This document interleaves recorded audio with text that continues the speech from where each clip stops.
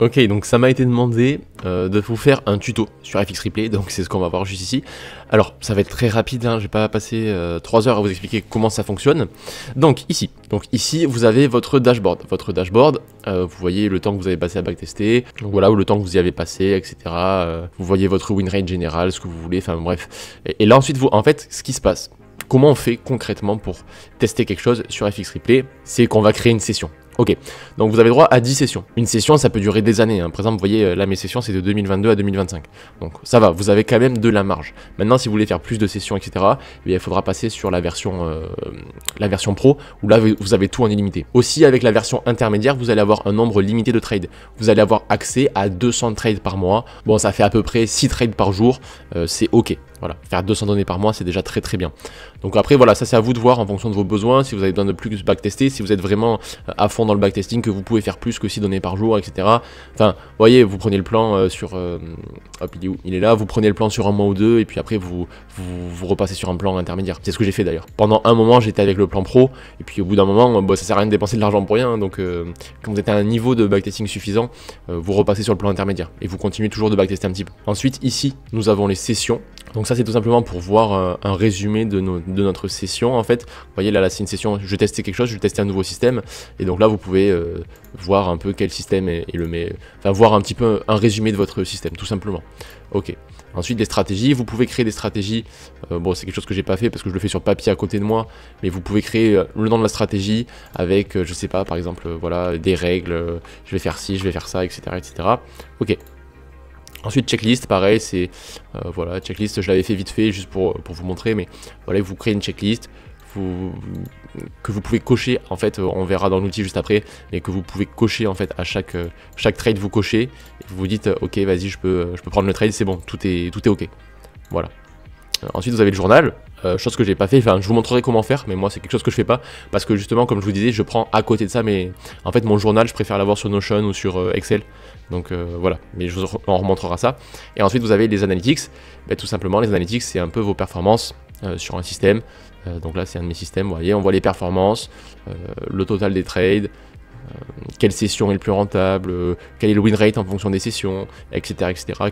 Quelles heures de la journée ont été les plus profitables, quels jours, les performances par mois de notre système, etc. etc. Et voilà, on voit tous les trades que j'ai pris. Ok. Donc ça, c'est pour l'aspect accueil, tout ça, etc. Maintenant, je vais vous montrer comment poser un trade. Donc tout simplement, pour créer une session, vous faites New Session ici. Voilà, vous nommez votre session avec, je sais pas, le nom de votre stratégie, on va dire les tests. Voilà, vous mettez le montant que vous voulez tester, ça peut être, on va dire 100 000, voilà, juste pour voir, hein, comme si vous aviez une propre firme à 100 000. Ok, là vous sélectionnez votre actif, vous avez crypto, forex, les indices, même les matières premières, etc. Vous sélectionnez ce que vous voulez, voilà, on va dire, hop, le forex, on prend une paire au hasard. Ok, ensuite, ça je sais pas ce que c'est, je crois que c'est pour avoir un... Enfin, je m'en sers jamais, mais je crois que c'est pour avoir un... Donc là, vous sélectionnez une date de départ, donc vous pouvez revenir assez loin dans le temps. Voilà, vous sélectionnez une date, 11 février 2014, voilà, c'est le début de notre session, et la fin de notre session, ben, c'est, on va dire, en date d'aujourd'hui. Donc vous voyez, vous avez déjà 9 ans à backtester sur cette session, vous avez de quoi faire. Hop, vous créez la session. Hop, oui, parce que la plupart des gens qui vous montrent des backtestings, ils vous montrent des backtestings sur 5 trades. Mais personnellement, je les ai jamais vus montrer des backtestings sur des grands moments, enfin du moins sur plusieurs mois, sur des centaines de trades. Moi, c'est ce que je vais vous montrer, hein. Je le fais avec vous, mais... Et voyez, on voit les 200 trades. Donc ensuite, ça fonctionne exactement comme TradingView, hein. Vous avez tous les outils d'analyse, de dessin, ce que vous voulez, etc. Et en fait, nous, ce qui va nous intéresser, c'est ça. C'est l'outil de FX Replay. Donc en fait, voilà, vous allez avancer. Ah, alors, je viens de tester, je peux pas vous montrer la fonction journal, enfin, parce que là, ça ne filme pas, ça ouvre un deuxième onglet, ça filme pas, en fait, l'écran. Mais vous le verrez, vous testerez, c'est assez intuitif, hein. En fait, ça prend un screen de l'écran avec, vous écrivez ce que vous voulez, pourquoi vous êtes entré, etc., etc. Et vous faites ça avant chaque trade. Donc ensuite, calendrier, ici, vous pouvez avoir accès à des news. Bon, pareil, c'est pas ce qui m'intéresse en backtesting, mais voilà. Nous, ce qui va nous intéresser, c'est le bouton Place Order. Alors, comment on fait pour poser un ordre? Bon, soit vous pouvez vous amuser à le rentrer manuellement, ce qui est pas très intéressant. Sinon, ce que vous pouvez faire, c'est tout simplement poser un ordre. Vous voyez, hop, juste ici, on va dire un buy limit, c'est-à-dire on veut que le prix vienne toucher notre entrée avant de nous déclencher et partir. C'est ce qu'on veut, ok. Donc, vous mettez votre stop loss où vous voulez, votre take profit où vous voulez, ok.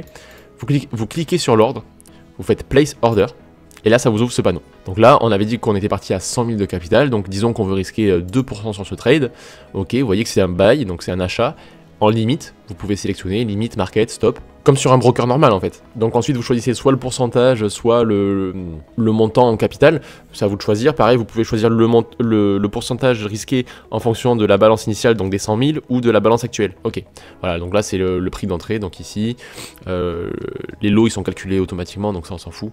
Ensuite vous vous en fichez. Ok, et là vous faites save, ou save and journal, hein, ça c'est comme vous voulez, si vous voulez prendre un screen de ça. Donc vous faites save, hop, et donc là vous voyez que ça nous a ouvert un ordre. Exactement comme sur un broker. Là vous avez votre ordre buy limit, votre stop loss et votre take profit. Et ensuite là vous avez juste avec l'outil pour avancer le temps, vous avez juste à avancer. Deux choses, vous pouvez faire clic par clic comme ça. Et là vous voyez d'ailleurs on est déclenché dans le trade, voilà. Ou alors vous pouvez faire, ça c'est la vitesse de défilement, vous pouvez faire comme ça. Voilà, et là vous voyez que ça défile. Ok. Ensuite ici, c'est la synchronisation. Vous voyez qu'ici je suis en H4, si je passe en 1 heure, hop, si le bouton vert est activé, le bouton défilement passe automatiquement en 1 heure. Ok. S'il n'est pas activé et que je repasse en H4, hop, eh bien on est toujours sur un défilement 1 heure. Et là vous voyez que ma bougie H4, je peux la faire défiler heure par heure. Donc ça c'est intéressant. Et voilà, voilà tout. Vous avez juste à backtester, prendre de la donnée, etc. etc. Et voilà, et ensuite ça vous tire. Ici vous avez vos positions en cours ou vos positions clôturées, vous avez un peu le détail. Vous pouvez le journaler, voilà, en cliquant ici. Bon, alors, ça s'affiche pas, mais vous pouvez le journaler. Ok, voilà, et puis après c'est tout bon. Et après vous pouvez aller juste ici, voir les analytics, et vous voyez votre trade. Bon là il n'y a pas de données, donc c'est pas intéressant, mais on va aller voir les analytics d'une autre session, par exemple celle-là. Hop, vous allez sur les analytics, et comme on l'a dit tout à l'heure, vous voyez un petit peu l'évolution de votre compte, etc. etc. Voilà. Voilà pour cette présentation d'FX Replay, je sais que vous me l'avez demandé, au moins comme ça vous savez comment faire pour backtester.